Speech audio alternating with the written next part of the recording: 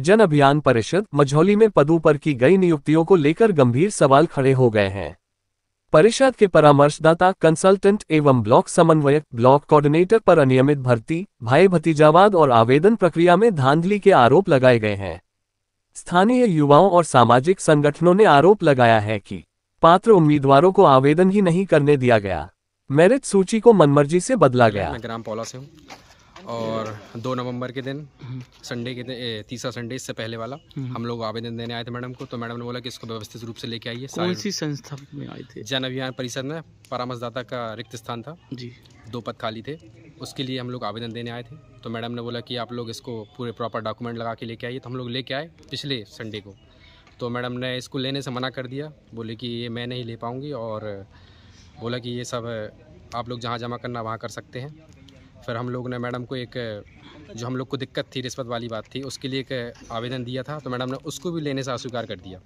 और साथ ही मैडम ने बोला कि आप लोग क्लास में मत आइए, आप लोग डिस्टर्ब करते हैं। आप लोगों ने लिखित में आवेदन दिया है, शिकायत भी की है, शिकायत में भी, पर उस पर कोई कार्रवाई हुई है? नहीं, अभी तक कोई कार्रवाई नहीं हुई हम लोग के ऊपर जी। अजपूत मैं ग्राम कोहनी कला से हूँ, मझौली ब्लॉक के। क्या समस्या है? मेरे साथ समस्या ये है कि यहाँ पे जानकारी मेरे को नीरज सर के थ्रू दी गई थी कि यहाँ पे पोस्ट आई है तो आप आके डॉक्यूमेंट सबमिट कर दो। तो मैं गया था इनके बुलाने में पौड़ा पौड़ी। तो वहाँ पे इनने मेरे से पैसों की मांग की थी, मतलब कि आप 7 संडे का दे देना। मतलब 7 संडे का मुझे नहीं पता था कितनी पेमेंट होती है, बाद में पता चला कि 2000 रुपये समथिंग मिलता है। किसके द्वारा मांग की गई? नीरज दुबे सर के द्वारा। और बाद में उन्होंने बोला कि जो हम बताएंगे जैसा भी होगा। मेरे को कोई जानकारी नहीं मिली, ना कुछ मिला। और बाद में जब मुझे भाइयों से पता चला कि यहाँ पे वैकेंसी आ चुकी है, भर्तियाँ हो गई हैं और 2 परामर्शदाता आने भी लगे पढ़ाने के लिए, तो मैं आया यहाँ पे अपने डॉक्यूमेंट लेकर के। तो मैडम से इस चीज़ की वार्तालाप मैंने की, इसकी वीडियो रिकॉर्डिंग भी हम लोग के पास है। उनने साफ इनकार कर दिया, वो सिर्फ अपनी स्वेच्छा से आ रहे हैं यहाँ पे, सिर्फ मतलब ऐसे ही बैठने के लिए और देखने के लिए। इनकी कोई नियुक्ति नहीं हुई है, लेकिन उनको ये बता दिया कि तो आप लोग की नियुक्ति हो चुकी है। और हम लोगों ने जब अपने आवेदन भी दिए तो इनने अस्वीकृत कर दिया, लेने से मना कर दिया।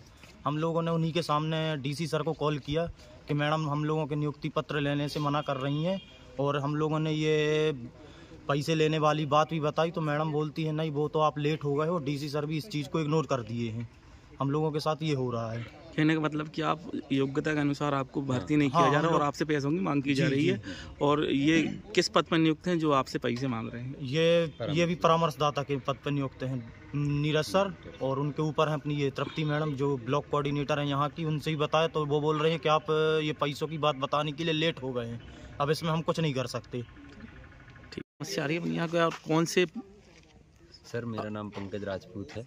मैं जन अभियान परिषद से MSW का कोर्स भी किया हूँ और यहाँ का नियमित छात्र भी रहा हूँ। यहाँ के कार्यक्रमों में मेरा आना जाना 3-4 सालों से लगातार है। यहाँ पर रिक्तियाँ पता चली थी मेरे को कि मेंटर्स की, परामर्शदाता की जन अभियान परिषद में रिक्तियाँ हैं, उसके लिए आवेदन मंगाए जा रहे हैं। तो मैं ब्लॉक कोऑर्डिनेटर मैडम तृप्ति मिश्रा के पास वो आवेदन लेके आया था। तो उन्होंने बोल दिया यहाँ कोई रिक्तियाँ खाली नहीं है, जबकि असल में बात यहाँ है कि रिक्तियाँ खाली थी, लेकिन उन्होंने लेने से मना कर दिया। उसके बाद मैंने CM हेल्पलाइन में 181 में भी कॉल की, जिससे मेरे उसका कोई निराकरण नहीं मिल रहा है। सर यहाँ पे जो रिक्त पद थे उनके लिए क्या अधिसूचना जारी करी गई थी संस्था के द्वारा? या कोई जारी नहीं करी गई थी, हम लोगों को पता चला ऐसे ही, मतलब सहयोगियों से। तो मैडम से पता किए तो उन्होंने पहले साफ मना कर दिया, कोई रिक्तियाँ नहीं है। बोली वो मतलब पद कोई नियुक्त नहीं है यहाँ। फिर बाद में उन्होंने स्वीकार भी किया कि हाँ रिक्तियाँ हैं, लेकिन उसके बाद जब हम अगले संडे, इसके मतलब 9 तारीख को हम लोग आए थे, तो उस संडे को देने आए थे आवेदन, तो उन्होंने लेने से मना कर दिया। सर इसकी शिकायत हमने कंप्लेंट 181 में भी की, उसका कोई निराकरण। नियुक्तियां बगैर आवेदन के हो चुकी हैं, बगैर विज्ञप्ति के, बगैर अधिसूचना के। ये घूसखोरी करके जैसा भी हो सर, हमको इस चीज़ से शिकायत है कि अगर हम क्राइटेरिया में आते हैं, उसमें योग्यता है हमारे पास, तो हमको उक्त स्थान दिया जाए। आनंद साहू। तो आप कौन सी संस्था में, कौन से पद पे हैं? अभी नवांकुर संस्था के रूप में हमारी समिति का चयन हुआ है, उस समिति का सचिव हूँ मैं, सचिव पद पर है मैं, मतलब हम हैं। और मझौली सेक्टर में हमारा जो सेक्टर 2 लगता है, वहाँ पे मैं चयनित हुआ हूँ। तो नवांकुर जो होता है, एक्चुअली इसका कार्य होता है कि मध्य प्रदेश जन अभियान परिषद द्वारा जो कार्यक्रम संचालित हो रहा है, इसमें परामर्शदाताओं का अनुशंसा से या किसी की नियुक्ति भी अनुशंसा युक्त मान लो आवेदन कर सकते हैं कि हमारे माध्यम से ही होता है। क्या प्रत्येक सेक्टर में एक एक समिति होती है, तो 5 समितियां 5 सेक्टर में डिवाइड होती हैं। मझौली सेक्टर मुझे मिला है, तो मेरे सेक्टर में मुझे कोई जानकारी ऐसी नहीं दी गई है ब्लॉक कोऑर्डिनेटर के द्वारा, ना ही डिस्ट्रिक्ट कोऑर्डिनेटर के द्वारा कि यहाँ पे कोई पद खाली है और आप यहाँ पे कुछ अनुशंसा करते हैं या किसी व्यक्ति का आवेदन लें या कुछ भी करें। बल्कि मेरे सामने एक बात आई थी ब्लॉक कोऑर्डिनेटर की कि अभिषेक राजपूत और रुपेश पटेल, अनसुईया साहू, निशा पटेल, ऐसे ये लोग आवेदन करने आए थे। रिक्तियाँ होने के बाद उन्हें जानकारी ली और रिक्तियाँ के लिए मतलब आवेदन करने आए थे।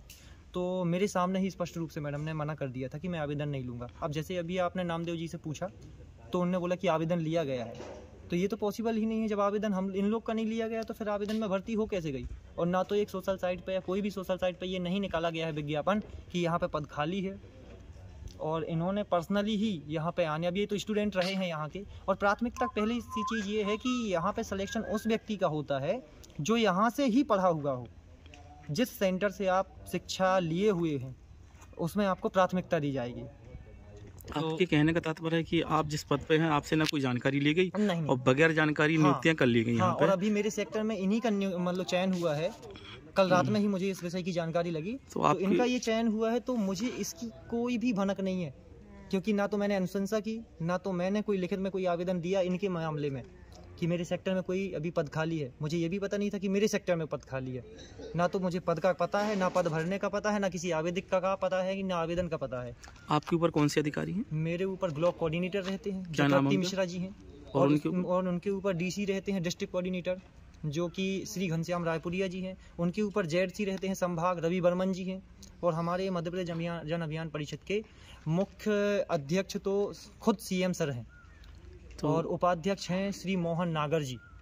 उसके बावजूद ये इस प्रकार की गतिविधियां चल रही हैं। हाँ, तो इस प्रकार की गतिविधियां अब इन लोगों के सामने, जो इन लोगों ने मुझसे भी ये शिकायत रखी, लेकिन मुझे खुद मेरी इस समिति का वो नॉलेज नहीं था कि मैं इस पावर में हूँ कि मैं किसी की नियुक्ति कर सकता हूँ या आवेदन दे सकता हूँ या किसी की कुछ मदद कर सकता हूँ। अभी तक मुझे इस विषय में, और एक चीज़ और सामने आती है कि नीरज दुबे जो अपने यहाँ पर मान लो कार्यक्रम में एक परामर्शदाता के रूप में हैं, उनके द्वारा मुझे, जैसे नवांकुर संस्था में क्या होता है कि नवांकुर और परामर्शदाता का एक अलग से ग्रुप बनता है, मोबाइल व्हाट्सएप ग्रुप के माध्यम से जानकारियाँ प्रेषित की जाती हैं। तो तृप्ति मिश्रा जो कि ब्लॉक कोऑर्डिनेटर है, उनके द्वारा हम लोग को संचालन कार्यक्रम में बताया जाता है, जानकारी दी जाती है। तो वहाँ पे भी उनके बिहाफ में नीरज जी का कार्यक्रम थोड़ा ज़्यादा होता है।